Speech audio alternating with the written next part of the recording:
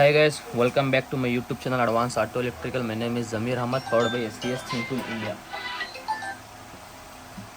दोस्तों, अक्सर जो हमारे मैकेनिक भाई हैं या उनको आस है ईसीएम का काम सीखने के लिए, तो बहुत बड़ी गलती करते हैं। वो गलती क्या करते हैं, मान लो कोई भी रेजिस्टेंस के ऊपर उसकी वैल्यू लिखी नहीं है। ठीक है, मान लो इधर नीचे फोकस करो, इधर देखो एक रेजिस्टेंस लगा है, इसके ऊपर वैल्यू लिखा नहीं रहता है। ठीक है, तो जो गलती क्या करते हैं, इसके ऊपर कोई वैल्यू लिखी नहीं है। ठीक है, तो कोई भी कहीं से भी उठा के कोई भी वैल्यू का रेजिस्टेंस लगा देते हैं। ऐसा नहीं चलता है। प्रॉपर उसकी वैल्यू होनी चाहिए। या आपके पास, आपको समझ में नहीं आ रहा है, आप काम कभी कभार कर रहे हो, या आपको ईसीएम काम सीखने का इंटरेस्ट है, तो आपको डाउट लग रही है इस रेजिस्टेंस में आपको प्रॉब्लम है, तो आप कंपैरिजन में दूसरा ईसीएम रख लो। ठीक है, आपको डाउट है, आपको मालूम नहीं पड़ रहा है, समझ में नहीं आ रहा है तो क्या इसकी वैल्यू होनी चाहिए, तो आप क्या करो, दूसरा ईसीएम बाजू में रख लो। बाजू दूसरा ईसीएम रख के आप उसकी वैल्यू कंपेयर कर लो। ठीक है, क्या इसकी वैल्यू आनी चाहिए, क्या इसकी वैल्यू आ रही है, देख लो इसके अंदर 38 आ रही है, तो वही जगह पे आप 38 के ऊपर नीचे आ रही है तो वो सीधा जो वैल्यू का है वो वैल्यू का इसके अंदर डाल दो।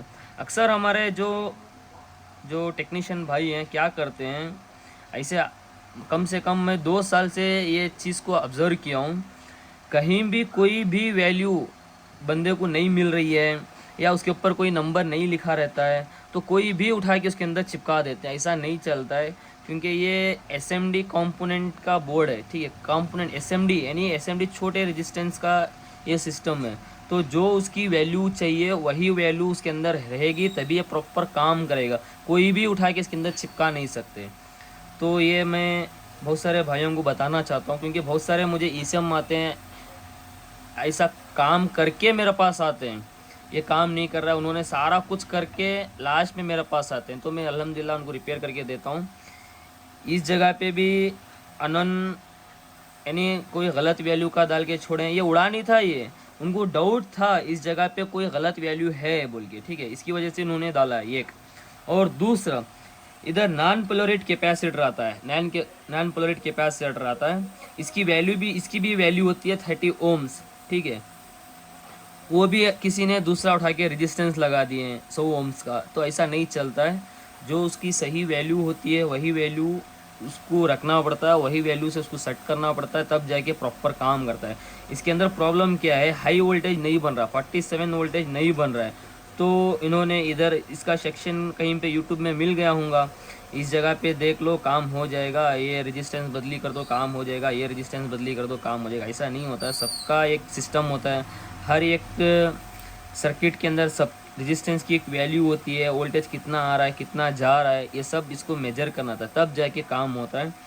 तो इसके अंदर जो मेन इसके अंदर प्रॉब्लम ये है, चॉकलेट आके तुरंत चला जा रहा है। ठीक है, चॉकलेट आके तुरंत चला जा रहा है, तो बहुत सारे भाई सिस्टम ऐसी बदली कर देते हैं, पावर ऐसी बदली कर देते हैं, तो ये कोई मतलब नहीं है। सबसे पहले जब भी आप ईसीएम लगाओगे तो वोल्टेज, सबसे पहले वोल्टेज चेक कर लो, जिस जिस जगह पे आपको वोल्टेज आना चाहिए प्रॉपर आ रहे हैं या नहीं आ रहे हैं। और उसके बाद हाई वोल्टेज चेक करो, हाई वोल्टेज भी इसके अंदर आपको नहीं बनेगा तो चॉकलेट आके तुरंत चला जाएगा। तो बहुत सारे भाई समझते हैं ईसीएम के अंदर दिक्कत है, ये ऐसी बदली कर दो, ये ऐसी बदली कर दो, ये दोनों से काम नहीं होगा तो एमसीयू बदली कर दो। ये कोई मायने नहीं है, काम का मायने नहीं है। काम का मायने ये है, प्रॉपर तरीके से उसको डायग्नोस करो। देखो, आईसी तो सबसे लास्ट ऑप्शन हमारे पास रहता है, सबसे पहले लास्ट ऑप्शन हमारे पास रहता है। सबसे ज़्यादा मेरी एक्सपीरियंस में सबसे ज़्यादा मैं ये देखा हूँ, रेजिस्टेंस इसके ख़राब होते हैं। रेजिस्टेंस जो रहते हैं, रेजिस्टेंस ही ख़राब होते हैं, या कहीं से बैटरी उल्टी रख दिए तब जाके बैटरी उड़ती, ये उड़ता है, ऐसी उड़ती है, ये ऐसी उड़ती है, तो ऐसा इसका सिस्टम होता है। तो जो भी भाई को ये वीडियो देख रहे हैं उन भाइयों के लिए मैं बताना चाहता हूँ, जब भी इसे हम रिपेयर करोगे तो प्रॉपर उसकी वैल्यू, सही वैल्यू उसको देखने की कोशिश करो। आपको समझ में नहीं आ रही है तो कंपैरिजन में दूसरा ईसीएम रख लो, दूसरा ईसीएम रख लो, सिंपल। इससे बेस्ट कोई वर्ल्ड के अंदर कोई ऑप्शन ही नहीं है। इस जो मैं आपको बता रहा हूँ, इससे बेस्ट पूरे वर्ल्ड के अंदर कोई भी कहीं भी नहीं मिलेगा। सिंपल, आपको कोई डाउट आ रहा है ईसीएम के अंदर, डाउट आ रहा है, चाहे तो पावर सप्लाई दे के भी चेक कर लो, पावर सप्लाई बिना दे के भी चेक कर लो, एक एक रेजिस्टेंस की वैल्यू चेक कर लो कितना आ रहा है। तो आपको जैसे जैसे काम करते जाओगे वैसे वैसे आपकी एक्सपीरियंस आती जाएगी। देखो यार, ये ऐसा ये पूरा कंपैरिजन करते जाओ। जिस दिन आपको एक रेजिस्टेंस की वैल्यू सही आपको फाइंड आउट मिल गई, तो मान लो आपको कहीं पे ऐप सेंसर काम नहीं कर रहा है, आपने चेक किया कहीं पे, आपको इस बोर्ड के अंदर और इस बोर्ड के अंदर कंपैरिजन करते गए, कोई आपको एक रेजिस्टेंस की वैल्यू आपको ऊपर मिल गई या कम मिल गई या ज़्यादा मिल गई, तो दूसरे में देखिए ये तो सही है, इतनी आनी चाहिए, इसमें इतनी नहीं आ रही है, तो आपने कोई भी चीज़ को या तो झंपर मार दिए या तो उसका रेजिस्टेंस बदली कर दिए, और नेक्स्ट बार जब आप ईसीएम रिपेयर करोगे सेम फॉल्ट को लेके, तो आप डायरेक्ट ये ईसीएम रख के आप कंपैरिजन नहीं करोगे, डायरेक्ट इसी जगह पे आओगे।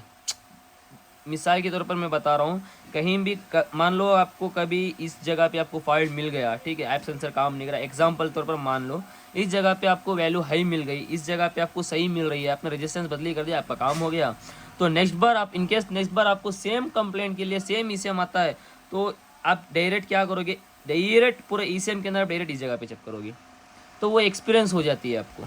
तो यही कहना चाहता हूँ, सबसे बेस्ट आपको ये रहेगा, एक ईसीएम रख लो स्पेयर में, ईसीएम स्पेयर में रख लो, ईसीएम स्पेयर में रख के उसकी कनेक्टिविटी हो गया और पिन आउट हो गया, सब आप खुद बनाते रहो, खुद उसकी वैल्यू चेक करते रहो, खुद बनाते रहो। सबसे पहले आपको बहुत अच्छे दिमाग से आपको हर एक वैल्यू की रेजिस्टेंस की वैल्यू आपके दिमाग में होनी चाहिए। जैसे देखेंगे इसके ऊपर जो नंबर लिखा है उसी पल आपको पता चल जाना चाहिए ये इस वैल्यू का रेजिस्टेंस लगा है, इस जगह पे इतना वोल्टेज आएगा, इस जगह पे इतना वोल्टेज आएगा, ये हाई सेक्शन कितने वोल्टेज से काम करता है, लो सेक्शन कैसे काम करता है, ये आपको खुद मेहनत करनी पड़ती है। ठीक है दोस्तों, वीडियो अच्छा लगा तो लाइक करें, शेयर करें, कमेंट्स करें, सब्सक्राइब करें। Thanks for watching.